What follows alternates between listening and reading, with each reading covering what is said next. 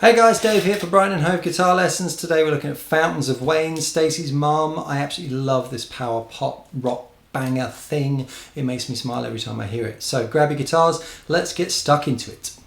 Okay, we're starting off with this intro part. This is the kind of intro that goes at the beginning of every verse, and it goes like this.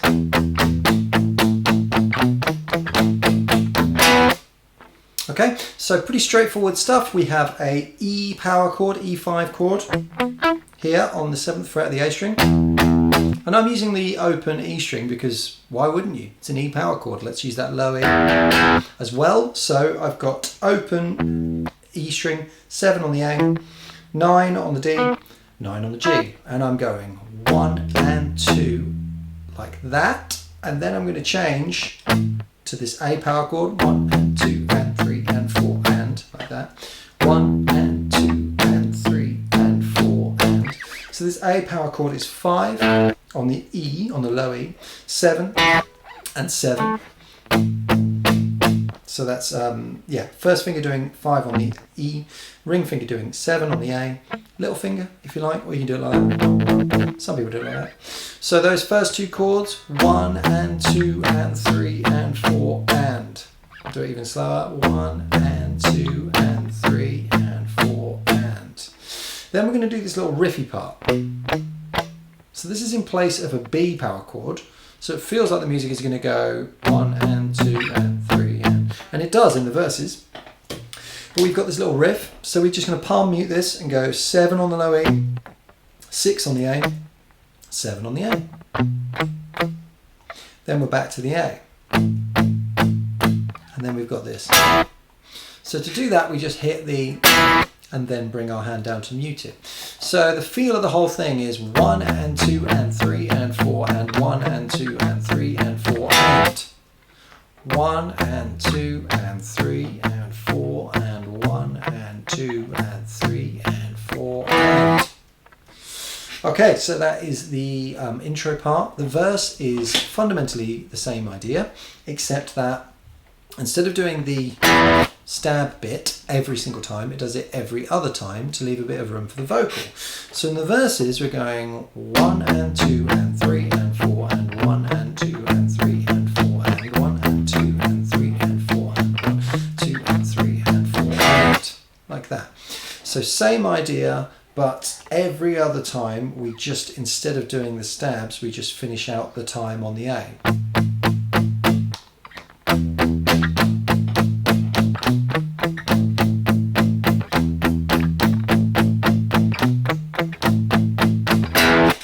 Like that.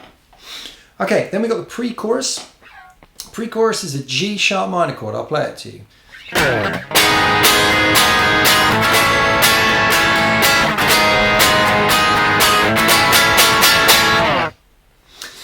So to do this G sharp minor chord, we're doing the 4th fret on the low E string, 6th fret on the A string, 6th fret on the D string, and then we're allowing the bar to carry on across the G, B and E strings at the 4th fret.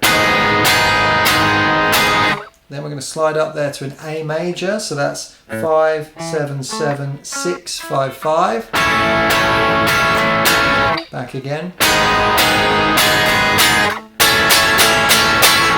I like to do a slide out there. It's kind of definitely implied on the record, so you can slide, but you don't have to if you don't want to. So that section again.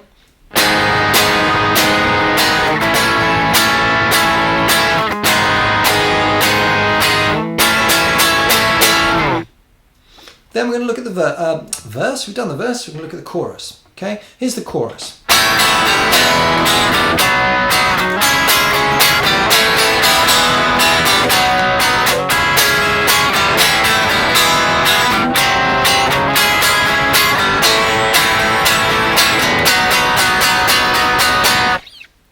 Okay, so fundamentally we're still in the key of E. We've got A major leading the charge, which is chord 4 of E, E major, B major, chord 5 of E, and C sharp minor, chord 6 of E.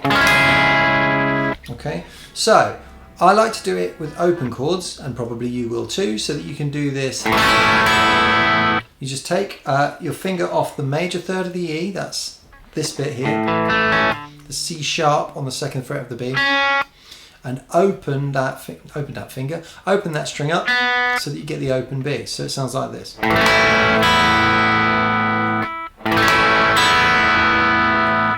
Then we're going to change to an E, then a B major, which I do 2, 4, 4, 4 on the A, D, G and B strings. I tend to use one finger for that bar, a lot of other people do. It's an A-shaped chord, so you can do it like that. We can do it like that, whatever you like. And then we're going to move that chord shape 1, 2 frets higher and turn it into an A minor shape. Okay, so this is a C sharp minor chord. So here we're going.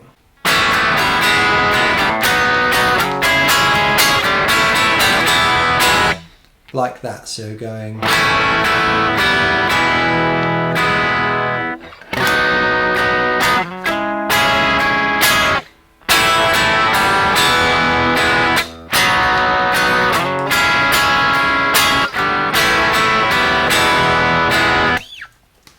Okay, so I'll break it down even slower if I can.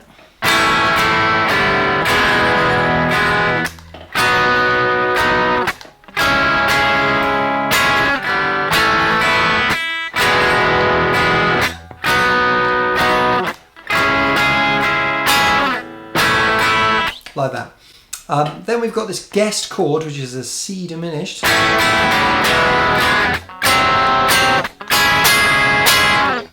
So I'm going to talk about that very briefly because it's not from the key of E.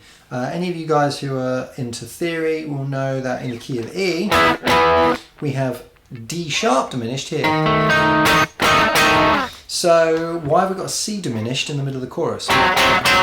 Well, basically, although it is a C diminished shape, what's actually being implied in the music, to my ears anyway, is a G sharp dominant 7 chord,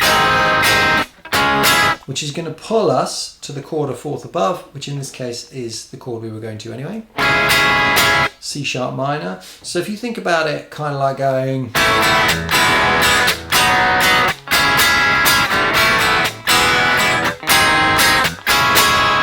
you can hear that that kind of almost sounds the same, but it's missing one definitive part of the song, which is that actually the bass and the lowest note in the chord goes to a C, which would be the major third of that G sharp dominant 7 chord. I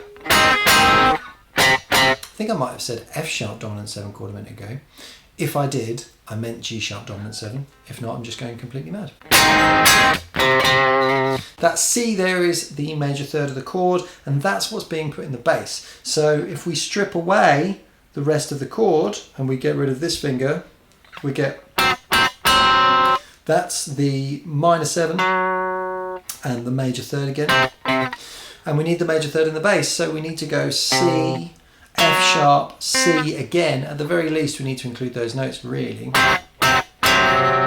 So it is kind of like having a C diminished chord. Definitely is the same shape, but that's why there is a C diminished chord in the middle of the chorus in the wrong position in the key, if you're interested. And then we've got the turnaround, which goes...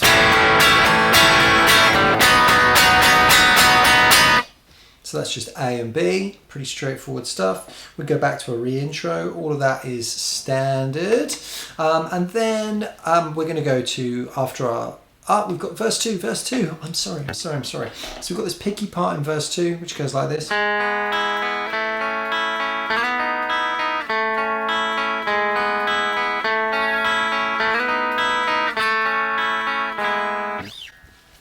So of course, the verse chords are the same. We've got E, A, B, or an implied B, and we do this sort of stuff.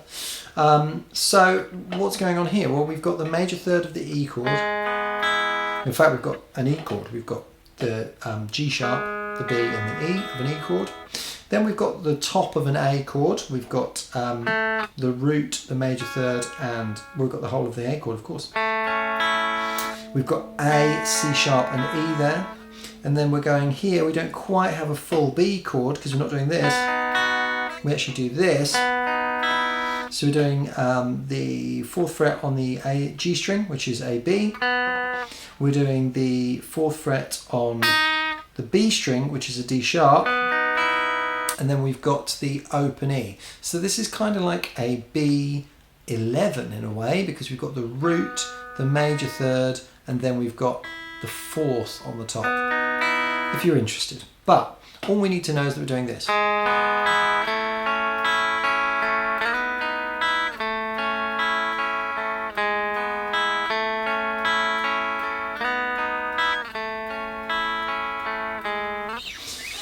So that's 1st fret on the G string, open B string, open top E.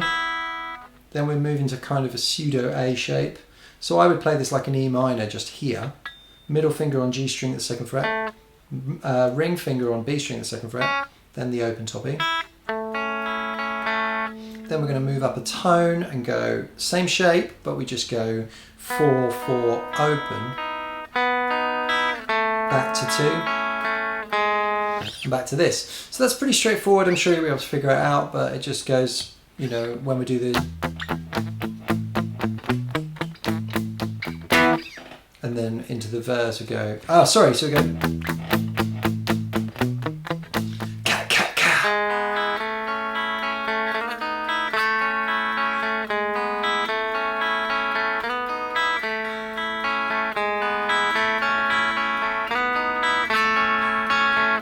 So if I slow it down, it's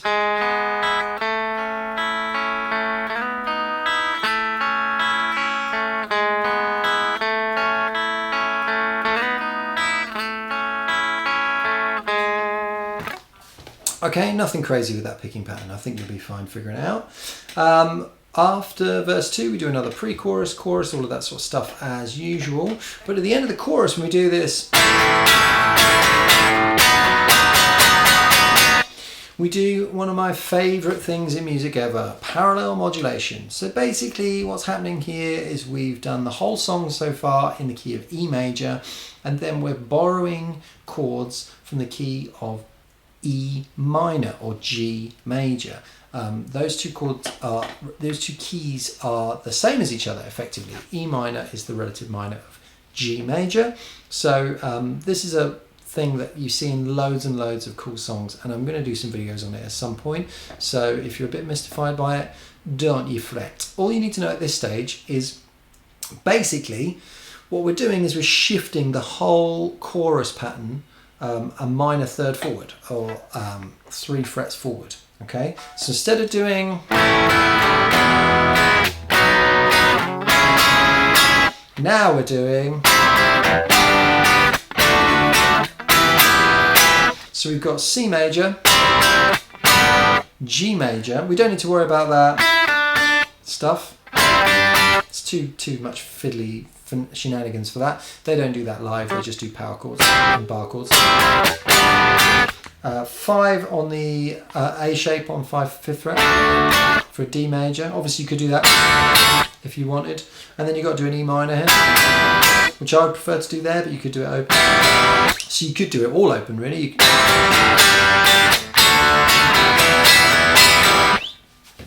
But I wouldn't do that if I were you, because you want that kind of thick bar chordy sound.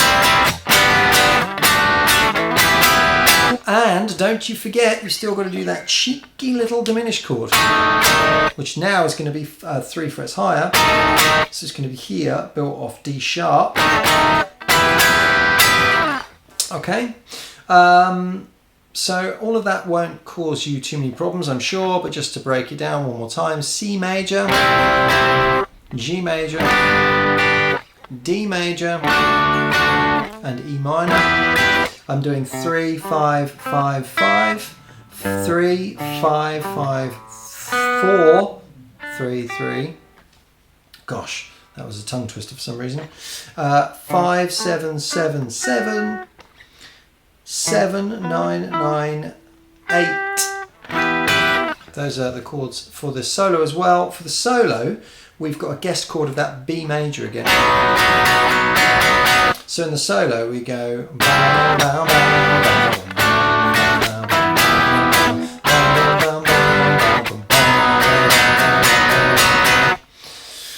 bow. Then the second time round, bow, bow, bow, bow.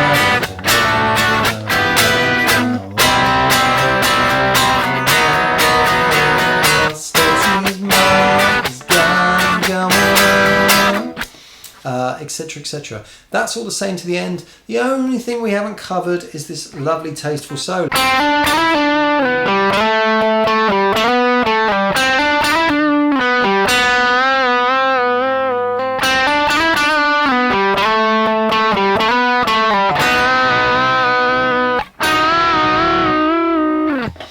So pretty straightforward majory stuff. We're doing first phrase goes so 5 on the G, hammering to 7 on the G. Then we're going to slide, probably pick and slide to 9 and then back to 7 like that. You can give it a little wobble along the long way if you want. I probably wouldn't pick that. Just pull back if you've got enough drive and sustain on, but if not, it's fine to pick, but we're going to 4th fret on the G. So this is all on the G string so far.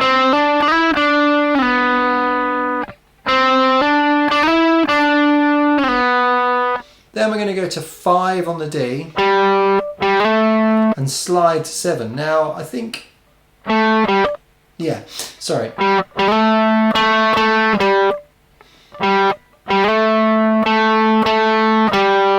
So that so far.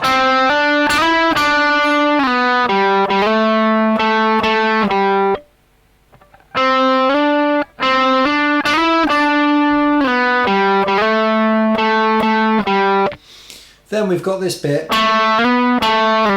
Now, sometimes I bend this, but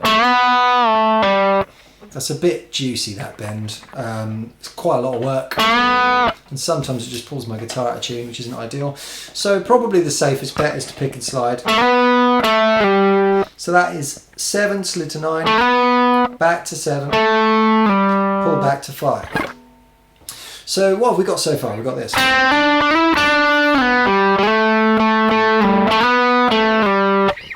Then we're going to do it all again. But here we go. It's just a semitone slow vibrato. Like that basically. 4th fret to 5th fret being bent on the G string. Now if you're new to this kind of stuff, I always find it's a lot easier if I use the inside of this finger, like that bit there. Okay, so instead of using the tip of the finger or the front of the finger, I use the inside edge, and that's always worked well for me. That's all I can say. We're going to go around again. Here we do.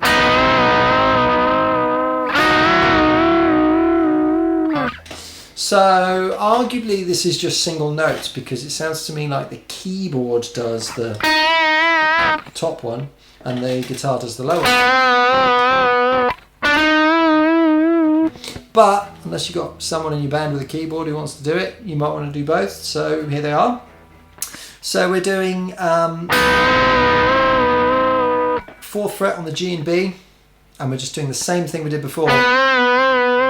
But now you're going to want to use 2 fingers. I use my middle 2 fingers. Just wobble them up and wobble them back down. Remember to use the wrist for this. We want to get the thumb over the top. It's all in the wrist. Then we're going to slide forward to 8th fret on the G and 7th fret on the B. Different frets. Don't be alarmed. Okay.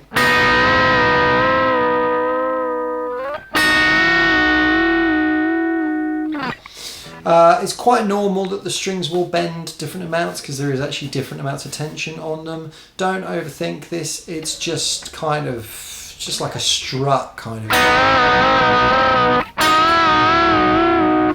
That's fine. Whatever you can do. And that is basically everything you need to know about the song Stacy's Mum, apart from possibly the way it stops. If you want to know that, it goes.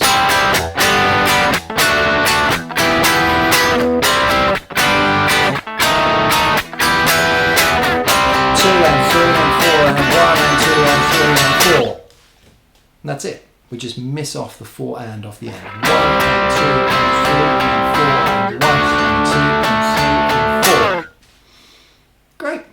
So that was my tutorial on Stacey's Mum by Fountains of Wayne. Now that you've worked through it, feel free to go over and check out the performance play along video that I've already shot, where you can watch me playing along with the track and you can do all the parts as well.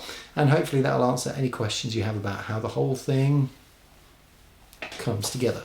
Thanks for watching. See you next time. Bye.